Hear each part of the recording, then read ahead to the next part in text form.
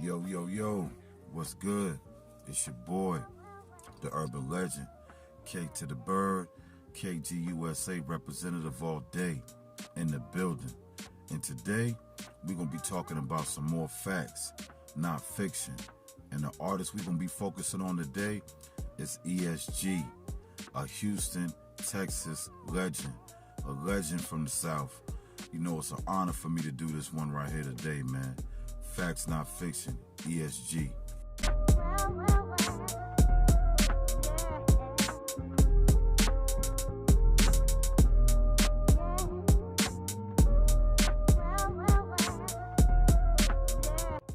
Alright, E.S.G. E.S.G. is a certified Texas legend. Straight up, a certified Texas legend.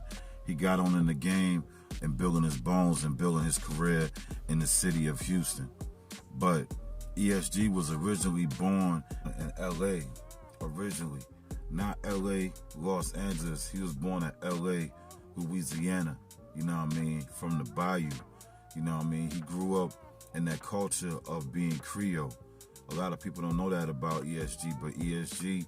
is 100% Creole, a real one, you know what I mean. And if you don't really understand what being Creole is, I'm going to give y'all a good comparison, a good analogy.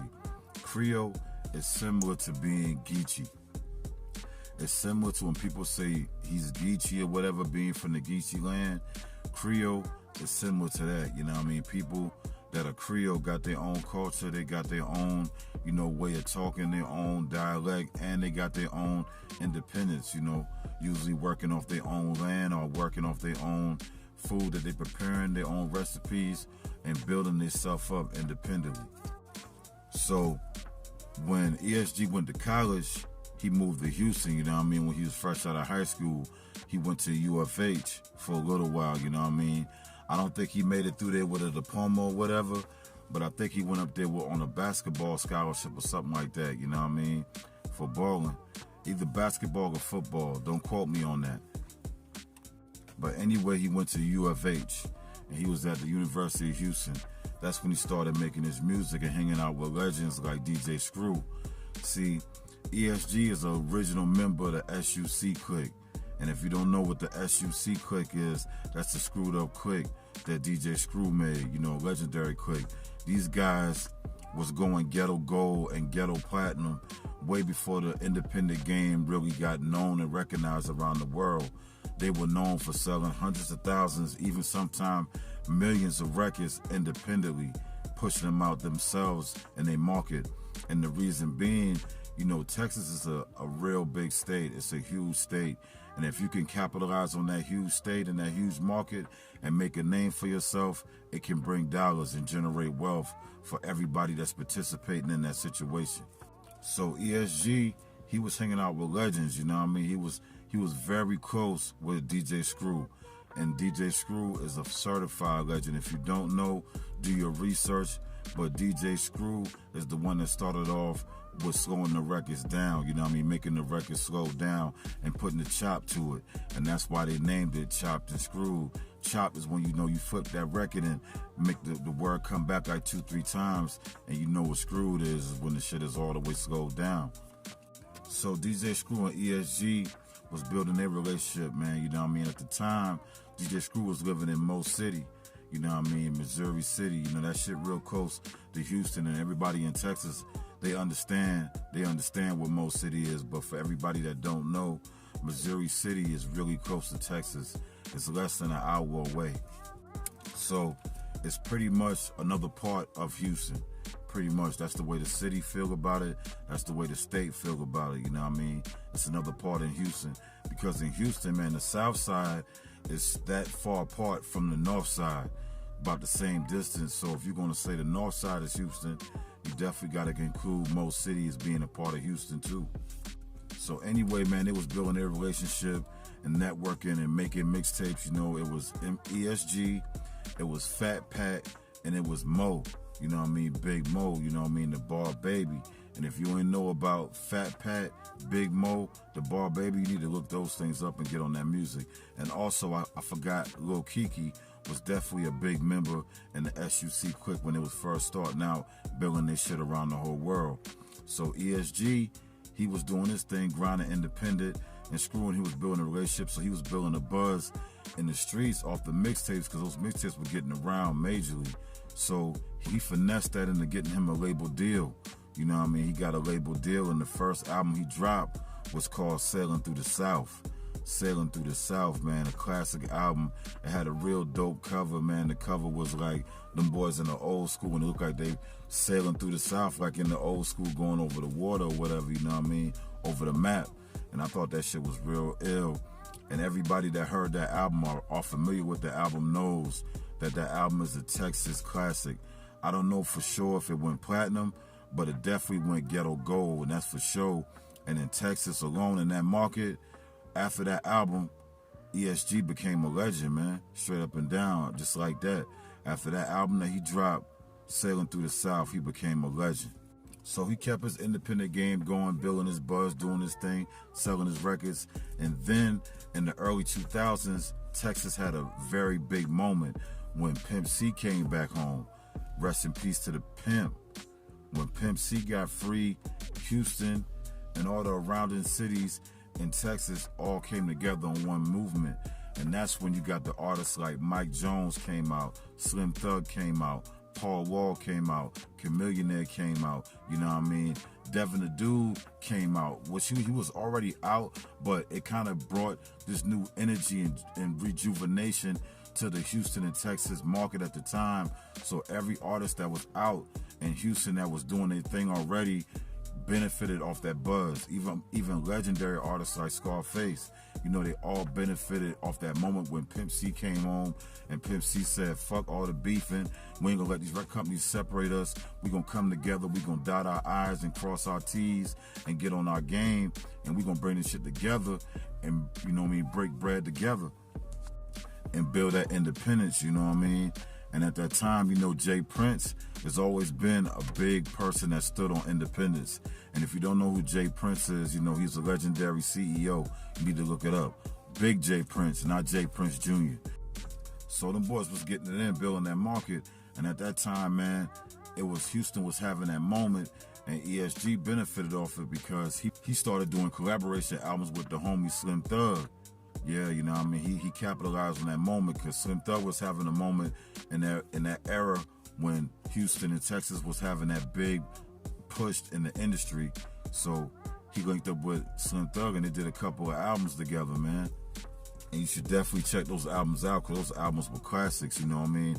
I would say they're albums because they came out in the streets like mixtapes, but a lot of those projects had original beats, original whatevers, and, you know what I mean, the music was banging. And a couple of those records even really went to the stores, you know what I mean? Even though there was mixtapes after they were selling a certain amount, you know what I mean? Him and Slim Thug pretty much inked a deal and got money to put those albums out in regular stores.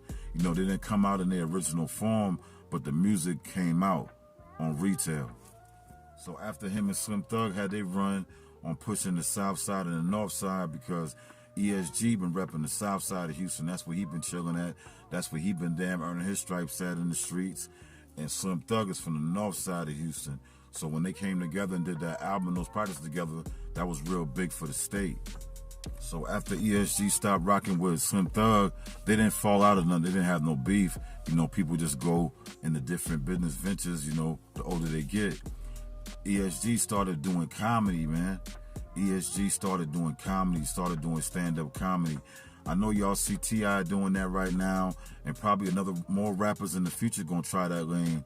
But E.S.G is the first rapper that I ever knew that really did stand-up comedy and took it serious.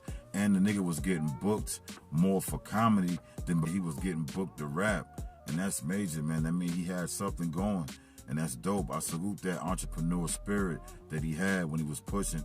And everybody know the niggas in Texas and Houston, they gonna find a way to get some money. Them niggas rap hustle for days. They gonna find a hustle.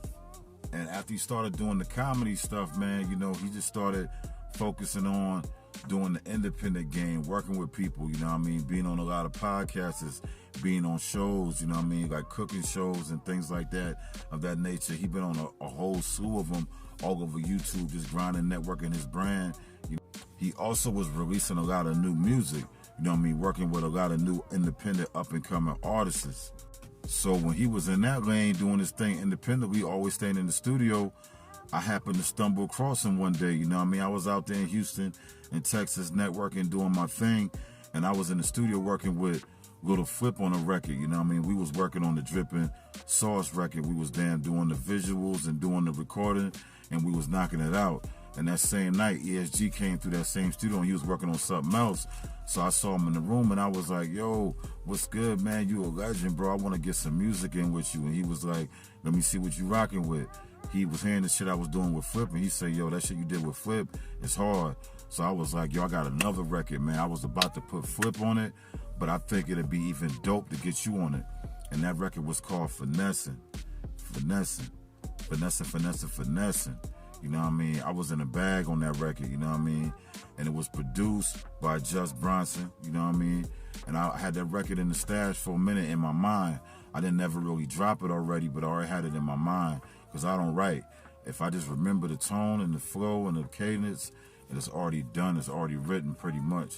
So I had the Finessing record, let him listen to it. He came in with his dude, Big Baby, and they was loving it, bro. So yeah, man, he brought his crew in the studio, man. It was the big homie, Big Baby, you know what I mean? I ain't gonna say his real name, but y'all know him. And then another person he had on his team as an artist. They was really fucking with the record, man. As soon as I played it, they was vibing with it. You know what I mean? They was singing the chorus already, and I was like, man, you should drop something on this shit. And if y'all don't know, man, E.S.G is legendary for freestyling. When he used to be on those SUC mixtapes, those screwed up mixtapes back in the day, he would do a lot of freestyling, you know what I mean? A lot of raw shit off the mic. No damn taking time to prepare the rhyme or no writing pen to paper. He would just come off the head with the spirit of what he feeling at that time. And I told him, man, yo, you liking the record, man? Let's go do this shit right now. Like, just go on that shit, go in the booth and just freestyle. Just give me some real shit. He did like 2 or 3 takes, maybe 4. And on the 4th one, the shit was perfect and it laid right. And we went with it, man. The shit came out real good.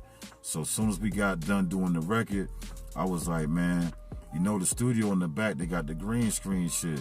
You know, I can call my dudes up here to film it and we can do a video real quick.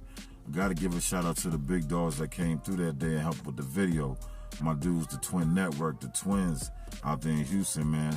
I hit them boys line and told them, yo, we need to go to the studio. Y'all need to bring the camera. They got the green screen room. We can knock this shit out. And y'all boys can handle all the background Google effect shit after we already done.